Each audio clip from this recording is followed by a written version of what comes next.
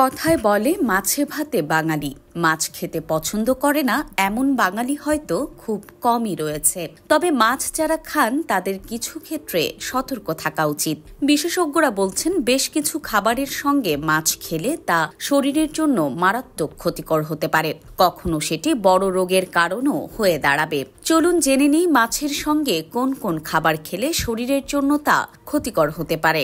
দুধ ও দুগ্ধজাত খাবারের সঙ্গে মাছ খাবেন না।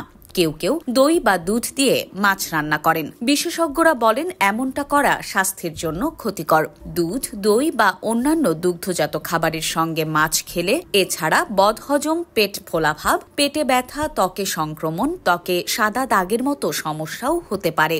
বিনস, ডাল ও মাছ এই তিন জাতীয় খাবারে উচ্চমাত্রায় প্রোটিন থাকে, কাজেই একসঙ্গে খেলে গ্যাস, অ্যাসিডিটির মতো সমস্যা হতে পারে। টক জাতীয় ফল আর মাছ একসঙ্গে খেলে বিপত্তি হতে পারে। টক জাতীয় ফলে থাকে সাইট্রিক অ্যাসিড, যা মাছের প্রোটিনের সঙ্গে বিক্রিয়া ঘটায়, ফলে পেটের গোলমাল দেখা দিতে পারে। মাছের সঙ্গে ভাজা এবং প্রক্রিয়াজাত খাবার খেলে মাছের স্বাস্থ্যগুণ কমে যায়। প্রক্রিয়াজাত খাবারে স্যাচুরেটেড এবং ট্রান্স ফ্যাটের মাত্রা অনেক বেশি, যা হার্টের অসুখ বাধায়। মাছের সঙ্গে অতিরিক্ত মাত্রায় মশলাদার খাবার খেলে গ্যাস কিংবা হজমের সমস্যা হতে পারে।